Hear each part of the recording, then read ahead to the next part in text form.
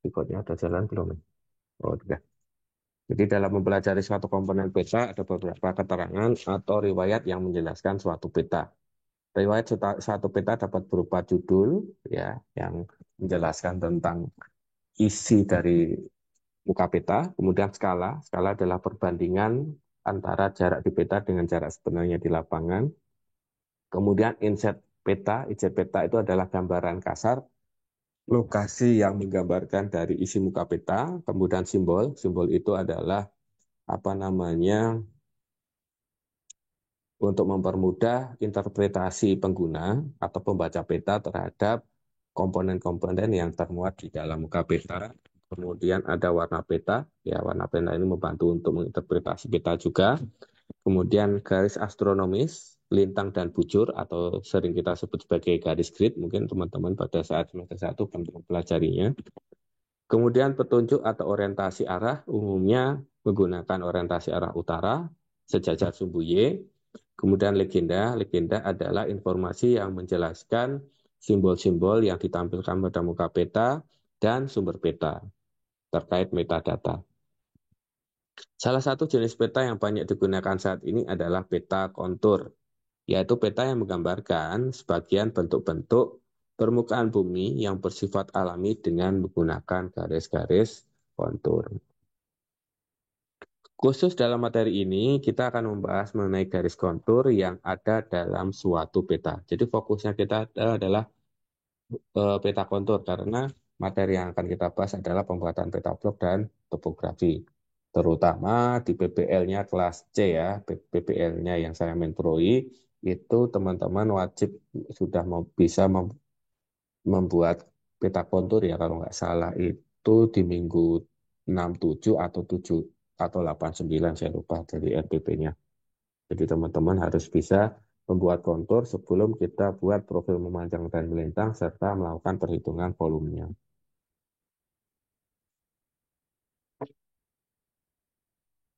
Oke, garis kontur atau disebut dengan garis tranches atau bisa disebut garis tinggi atau garis tinggi horizontal adalah garis khayal atau imajiner pada suatu wilayah atau area di atas peta yang menghubungkan dan memperlihatkan beberapa titik pada peta yang memiliki ketinggian yang sama. Ya, jadi kalau misalnya ini adalah topografi suatu wilayah, itu dibagi menjadi beberapa level ketinggian nih, misalnya level 0, level 1, dan seterusnya. Ya, tiap level itu berdasarkan interval konturnya itu akan menggambarkan garis-garis yang menghubungkan elevasi yang sama. Jadi kalau Anda lihat kontur, setiap garisnya ini, misalnya ini melingkar ini, itu memiliki elevasi yang sama. Ya, gambar yang di atas ini adalah potongan kontur dari gambar profil yang ada di sebelah bawah. Ya, maksudnya 10 itu bagaimana? Maksudnya ini adalah garis yang paling luar ini adalah garis yang memiliki elevasi sama pada level 10 meter. Kemudian ini yang kedua, yang garis yang di dalamnya itu adalah elevasi yang interval kontur yang berikutnya yaitu elevasi 20, 30, 40, 50 sampai 60 ya. Jadi kalau teman-teman khususnya yang di PBL-nya kelas C itu nanti teman-teman buat kontur dulu ya dari data lapangan XYZ ya XYZ itu kemudian Anda ekstraksi atau Anda olah menjadi kontur. Kemudian dari kontur ini kita ekstraksi menjadi profil ya. Jadi yang kemarin masih bingung ya mungkin di kelas A, B atau kelas C apa itu profil yang diturunkan dari kontur itu adalah bentuknya seperti ini. Jadi dari kontur nanti akan muncul profil ya ini namanya profil memanjang. Jadi potongan kontur pada sumbu X atau sumbu Y yang memiliki panjangnya lebih panjang daripada profil melintangnya. Nah, ini contoh-contoh yang lain ya. Kalau kita lihat di sini ada sebuah lembah ya. Karakteristik ketika teman-teman membaca peta kontur adalah ketika eh, konturnya itu berupa sungai, ya kalau berupa sungai, maka kita menggunakan prinsip apa namanya, di mana air itu mengalir dari elevasi tinggi ke elevasi rendah.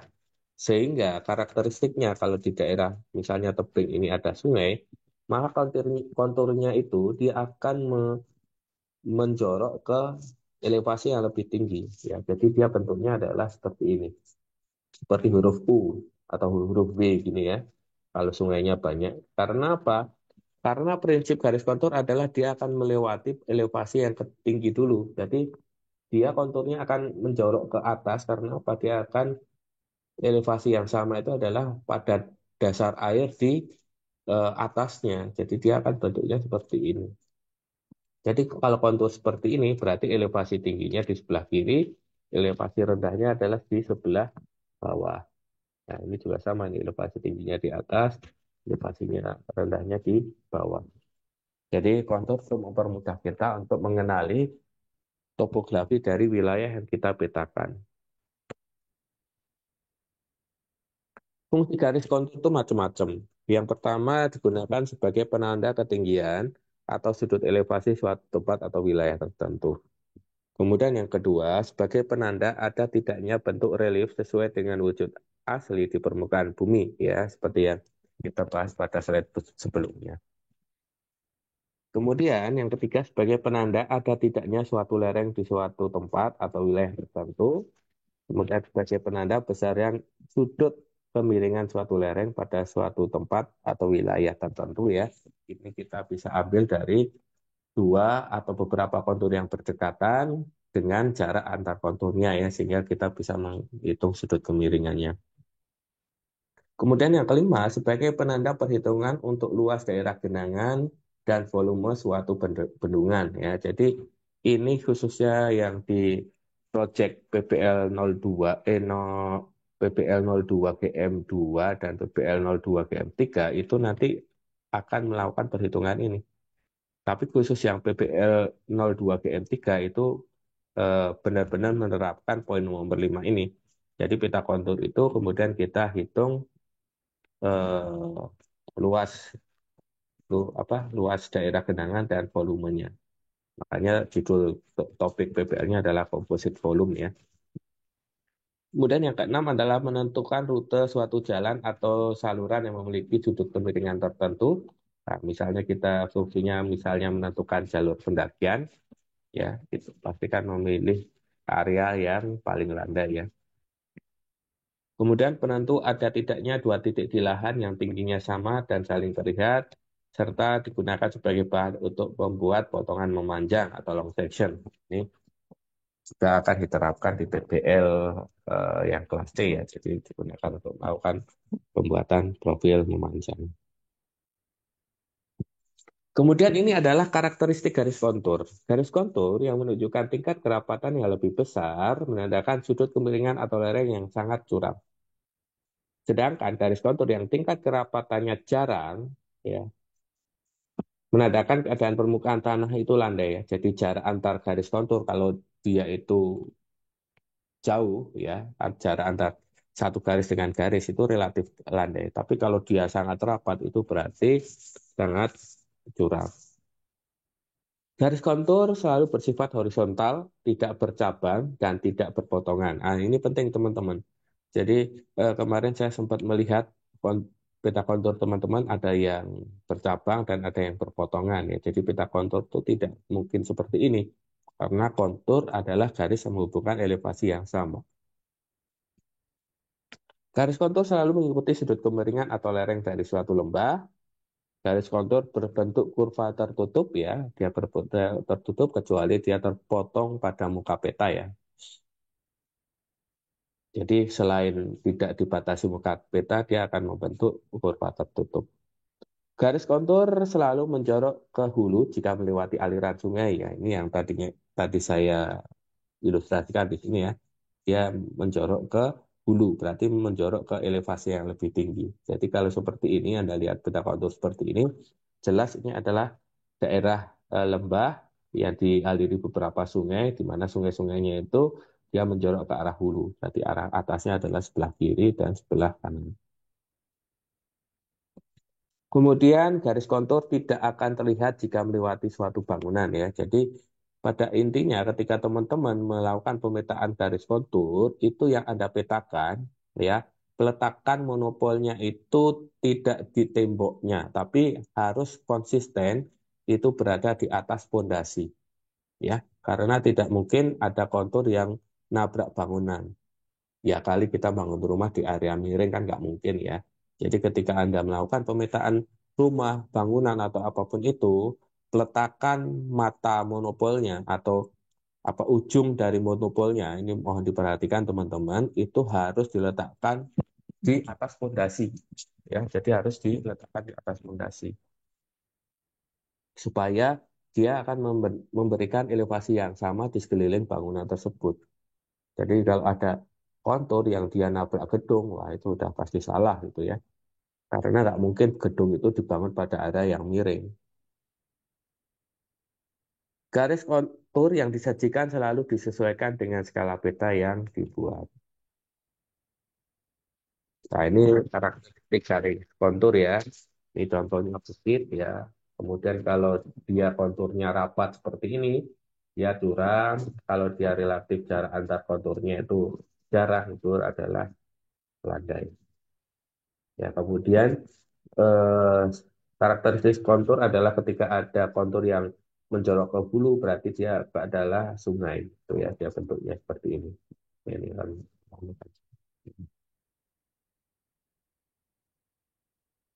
Ya. Selanjutnya kita sudah masuk ke aspek matematis ya, aspek kuantitatif dalam penggambaran kontur. Jadi ini kaitannya dengan nanti tugas yang teman-teman kerjakan. Yang pertama itu Anda harus mengenal tentang interval kontur.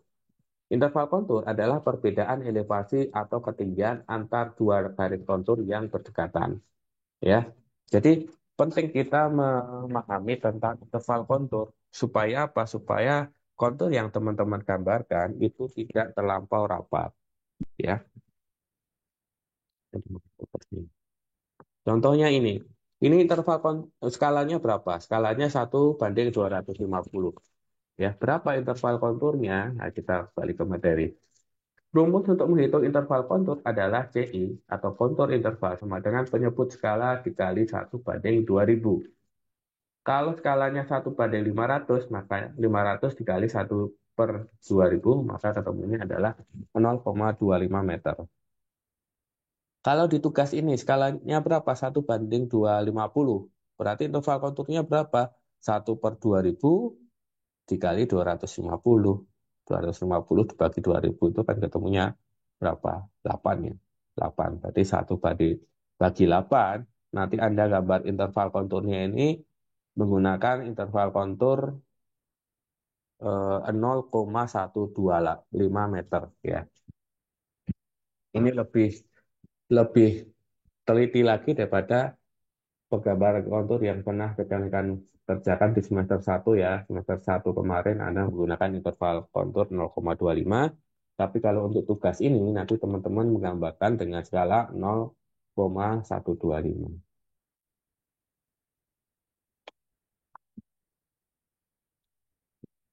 Selain interval kontur, ya setelah kita melakukan perhitungan interval kontur berdasarkan penyebut skalanya, selanjutnya kita menentukan indeks kontur. Kontur biasanya digambar dalam bentuk garis-garis yang utuh dan kontinu. Biasanya berwarna coklat atau oranye. Setiap kontur keempat atau kelima tergantung pada intervalnya. Nah, dibuatlah indeks dan digambarkan dengan garis yang lebih tebal.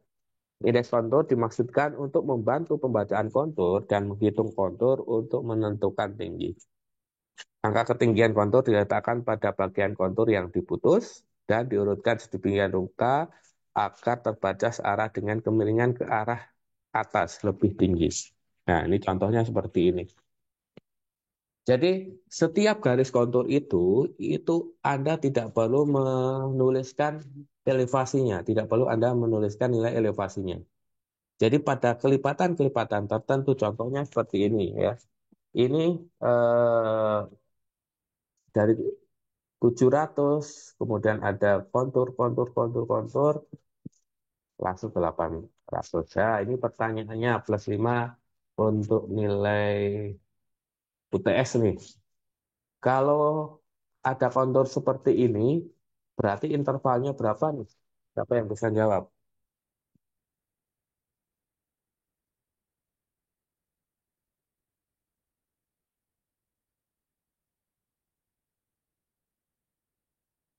Oke, Izin, silakan. Siapa ini? Perkenalkan diri dulu, Mas. eh, perkenalkan nama saya Alif Aldino Pak dari GMB. Oh, ini langganan nih. Coba yang lain dulu ya, Alif ya. Kayaknya Alif kemarin udah jawaban ya, minggu kemarin ya. Udah Pak, Udah ya. Sebentar ya, yang lain dulu ya, Alif ya. baik Pak. Oke, selain Alif, berapa interval konturnya? Kalau nggak ada ya, saya kasih ke Alif ya. Saya Pak, Berapa? 20 ya Pak? Siapa? Aditya ya? Iya. Ya. Maaf, Alif, saya alihkan ke Aditya ya. Ya, jawabannya benar, betul adalah 20.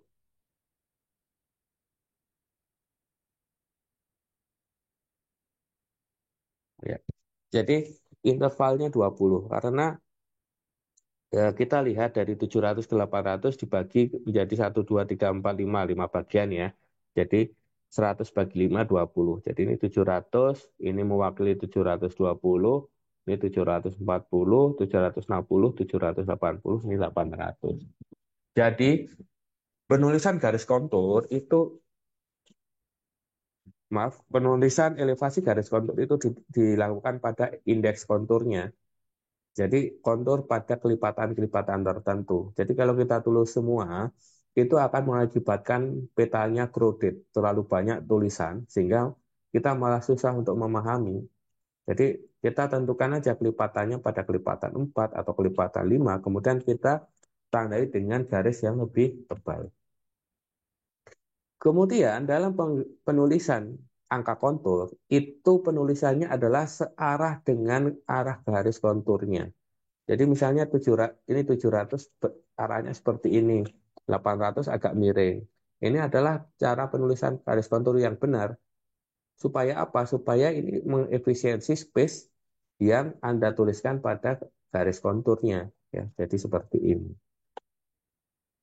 Pak, kalau dari tugas itu indeks konturnya berapa? Indeks konturnya bisa dilakukan pada setiap kelipatan 4 atau kelipatan 8. Jadi kalau indeks konturnya tadi kan 0,125, berarti misalnya kita mulai dari 0, 0, 0,2125, 0,250, 0,375, dan 0,5 itu kalau kelipatan 4. Kalau kelipatan 8 berarti dari 0 ke 1. Oke, penarikan garis kontur itu bisa dilakukan dengan berbagai metode. Yang pertama adalah menggunakan metode langsung. Pada metode langsung, titik-titik yang sama tinggi ditentukan di lapangan secara langsung. Kemudian untuk itu diperlukan alat penyipat datar dan rambu ukur serta mungkin patok-patok yang cukup banyak jumlahnya ya. Jadi ini biasanya menggunakan water pass dan ini relatif kurang efisien ya karena penggunaan water pass sehingga posisinya itu harus dilakukan 2 kali pengukuran posisi. Kan pengukuran garis kontur secara tidak langsung. Pada metode tidak langsung, garis kontur digambarkan atas dasar ketinggian detil-detil hasil plotting yang tidak merupakan kelipatan interval kontur yang diperlukan, sehingga diperlukan penentuan posisi secara numeris atau grafis, di mana titik-titik yang mempunyai ketinggian kelipatan dari interval kontur. Ya, nah, ini ada sebuah catatan bahwa pengukuran spot height ya titik tinggi pada saat pengukuran detail atau pemetaan topografi ya. Jadi penting ya Anda memahami apa itu spot height ya karena kalau kita melakukan pengukuran topografi untuk menghasilkan peta kontur, peta spot height-nya itu harus benar-benar rigid gitu ya. Metode pembuatan garis kontur yang pertama, melakukan plotting secara teliti pada sejumlah titik yang diperoleh dari observasi, survei, atau pengukuran langsung di lapangan. Ya, kita mengevaluasi dari pekerjaan semester 1 yang pernah rekan-rekan kerjakan ya. Jadi yang plotting itu kan Anda sudah bisa ya, bikin muka peta, kemudian plotting ya, kemudian titik-titik titik-titik detailnya Anda bikin informasi tinggi. Kemudian, Anda menentukan titik-titik dengan ketinggian yang sama. Hal ini dapat dilakukan dengan berbagai cara. Bisa dari taksiran atau visual, numerik, ya, dengan interpolasi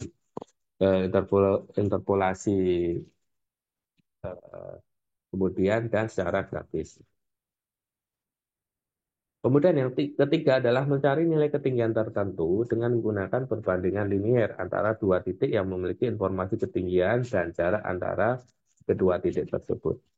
Interpolasi garis kontur dapat diperoleh dari perbandingan segitiga siku-siku dari sejumlah titik yang telah ditentukan tadi ya, atau khusus bukan harus siku-siku sih, apa namanya, perbandingan ini perbandingan segitiga siku-siku, tapi untuk triangulasinya tidak harus siku-siku. Ini perbandingan segitiga siku-siku itu digunakan untuk melakukan perhitungan interpolasinya. Kemudian yang kelima adalah melengkapi peta tersebut dengan simbol kartografi. Simbol ini merupakan alat komunikasi antara pembuat peta dengan pemakai peta, sehingga pada permukaan peta hanya menggambarkan simbol-simbol tertentu. Ya, ini untuk finishingnya ya. Interpolasi yang selanjutnya kita sebut sebagai interpolasi linier bisa dilakukan dengan cara taksiran, hitungan, dan grafis. Kalau cara taksiran atau visual hanya berlaku untuk peta skala kecil atau menengah. Ingat, skala kecil atau menengah adalah skala dengan penyebut skalanya besar. Ya, misalnya 1/25.000, itu adalah skala menengah.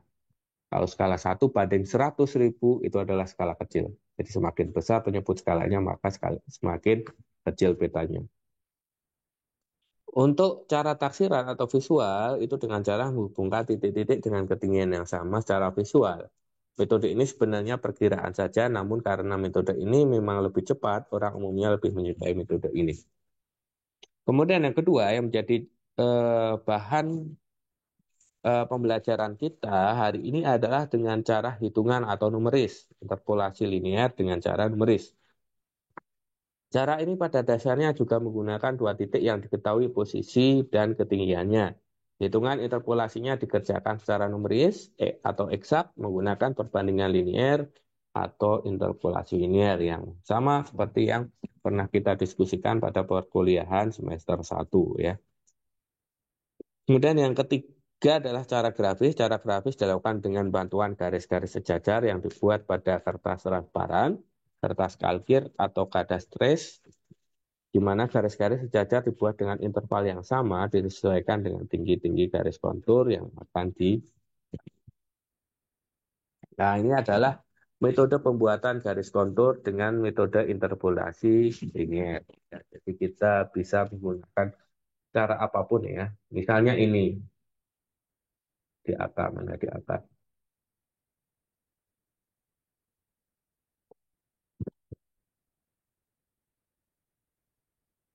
Oke, untuk melakukan perhitungan atau interpolasi linier itu misalnya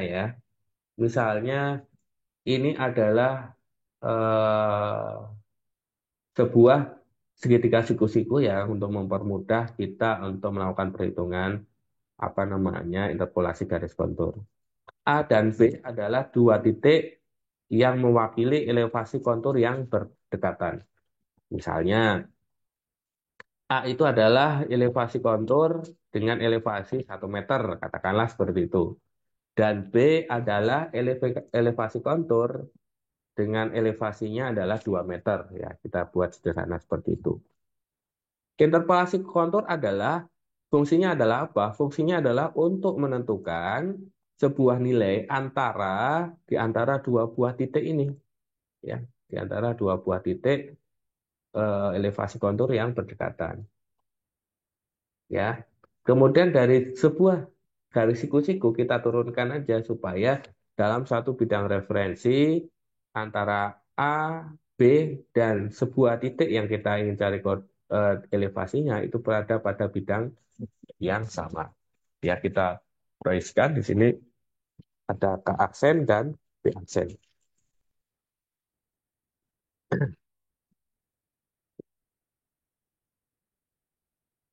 Oke, ada beberapa hal yang ingin kita cari.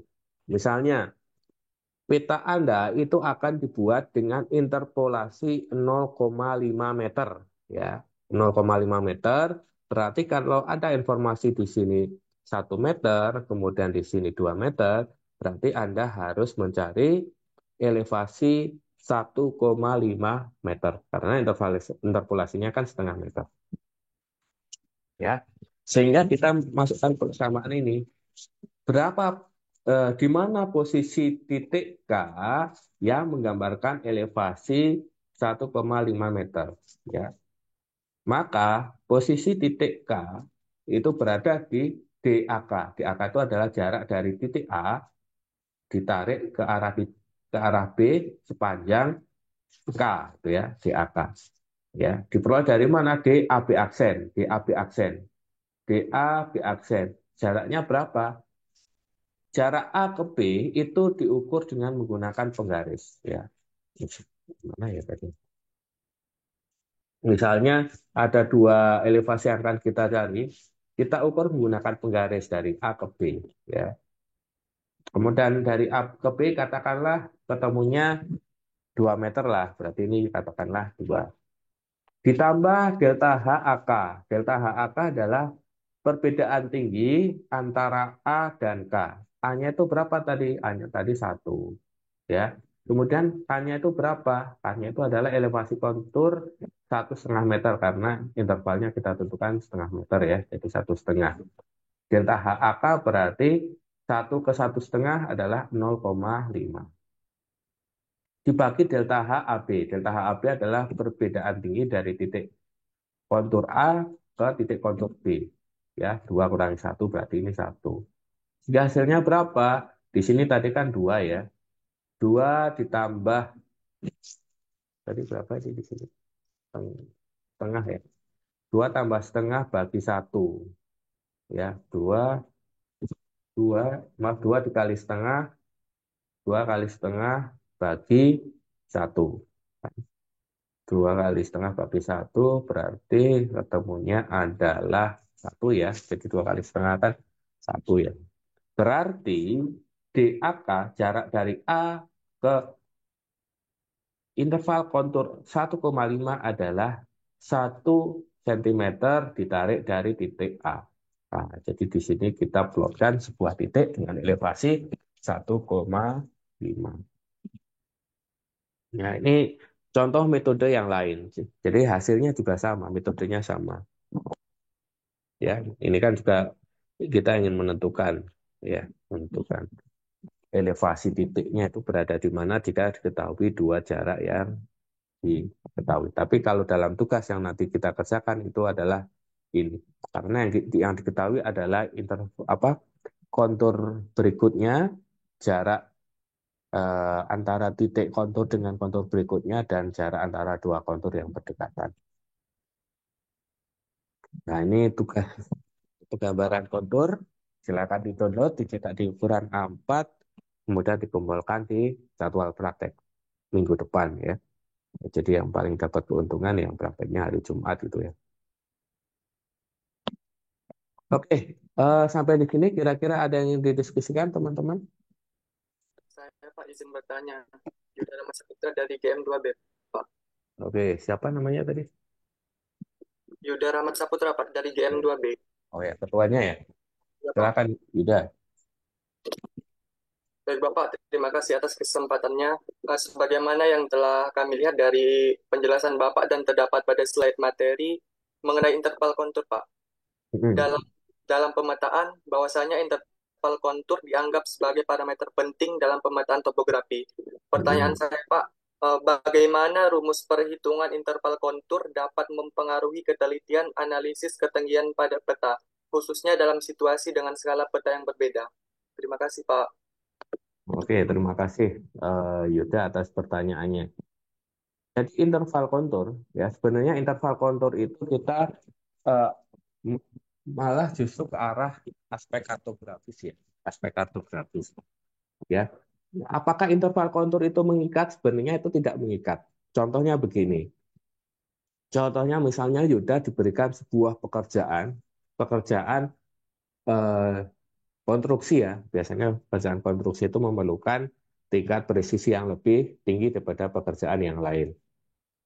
Kemudian Yuda disuruh untuk melakukan pengukuran pada area yang sangat luas. Misalnya areanya 4 hektar.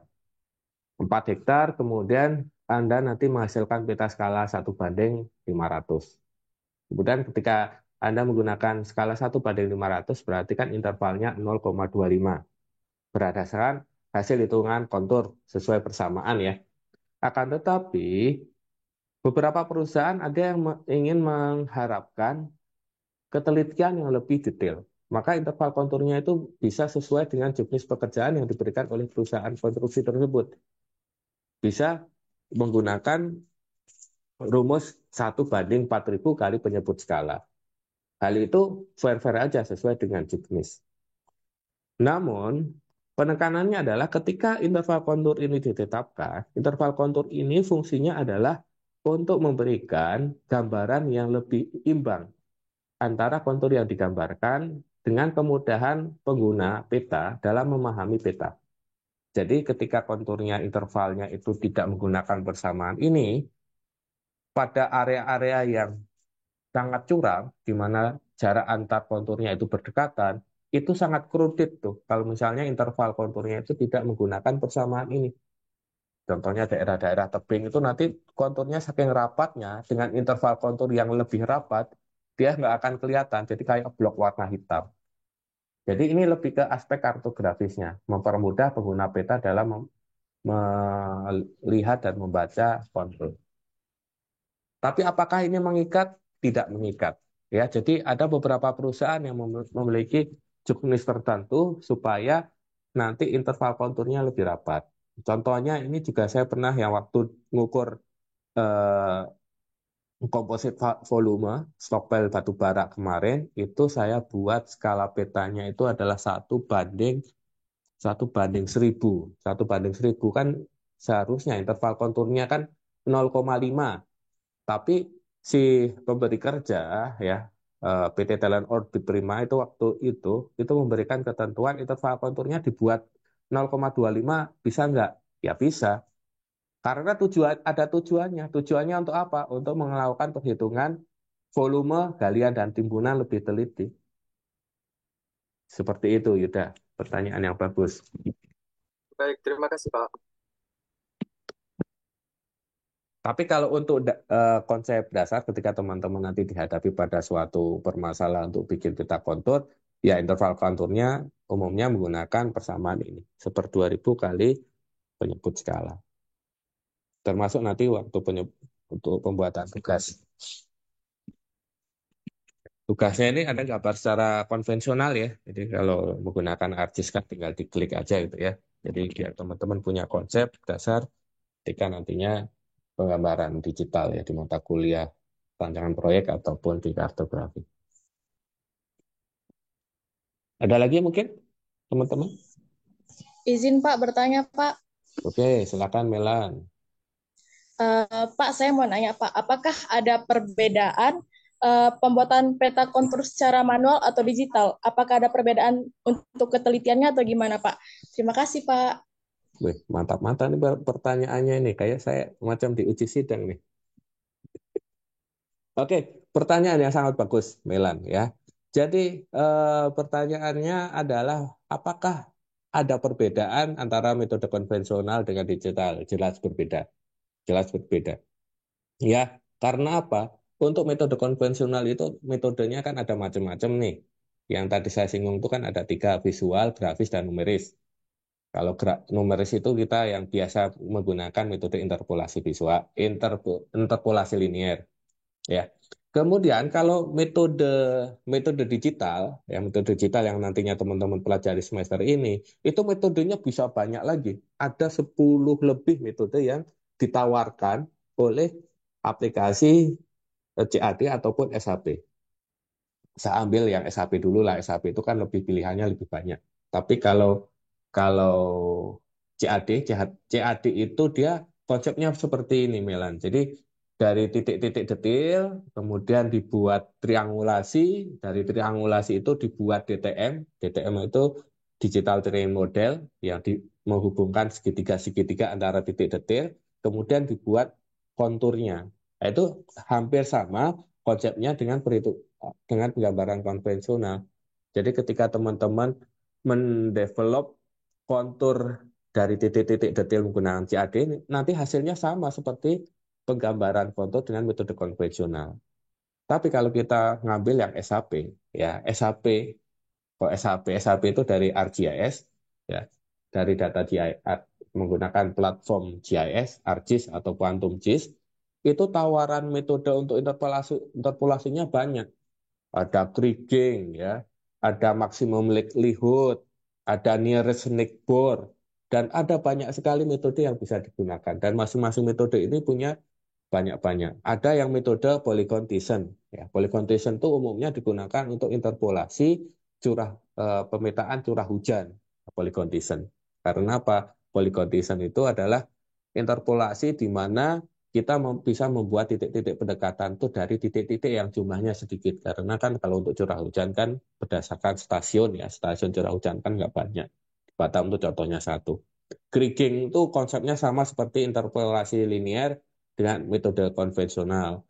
Kemudian nearest neighbor itu didasarkan pada dari titik-titik yang dipilih itu mana yang elevasinya paling dekat dengan nilai elevasi paling tinggi, itu digunakan untuk preferensi lebih ke arah di situ dulu yang difokuskan untuk interpolasi.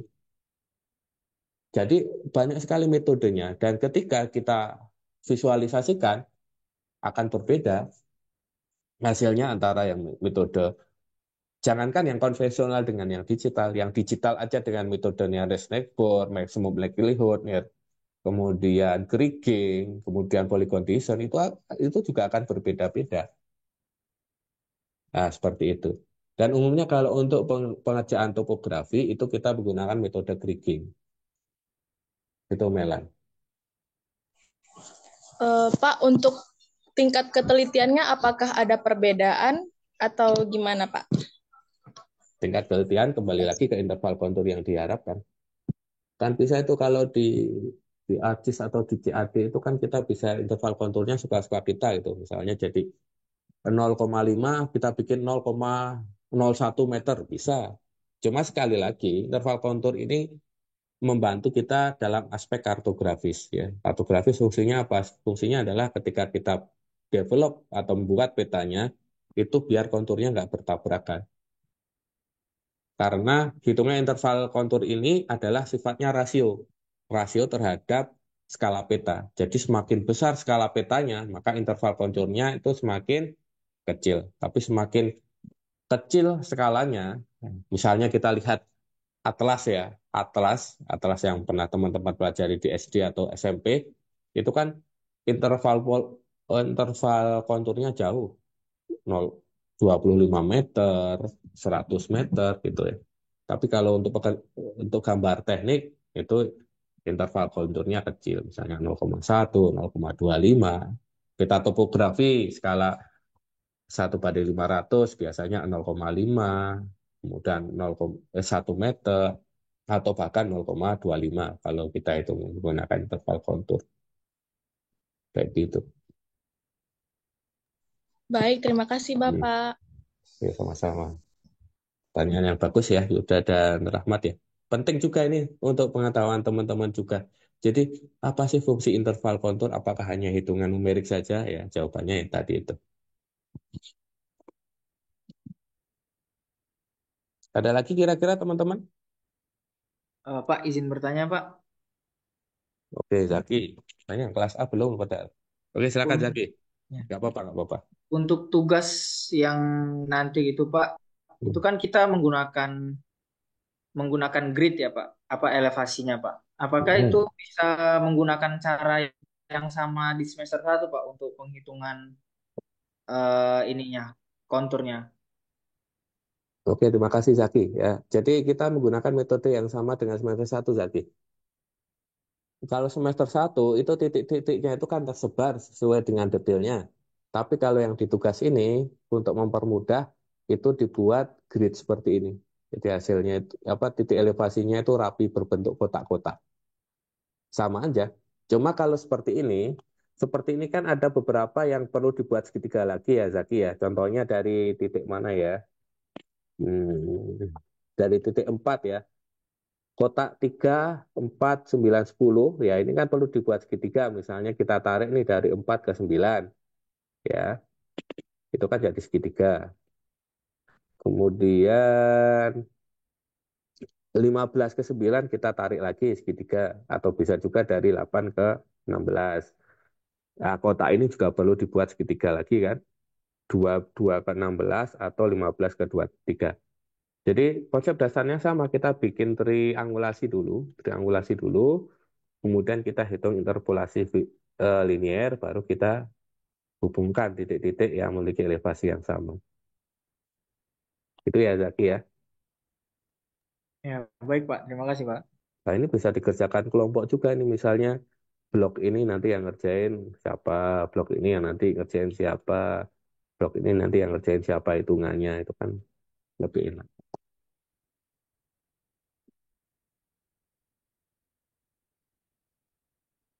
Oke, ada lagi mungkin? Izin bertanya, Pak. Oke, yang kelas A. Silakan Ranatsa Pita. Ya, Pak.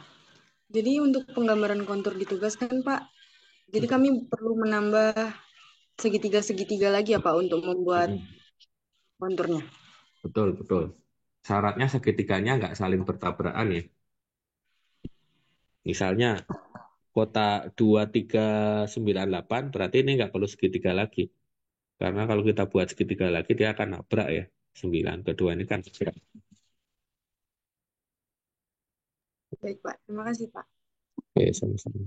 Satu lagi mungkin sebelum kita tutup perkuliahannya.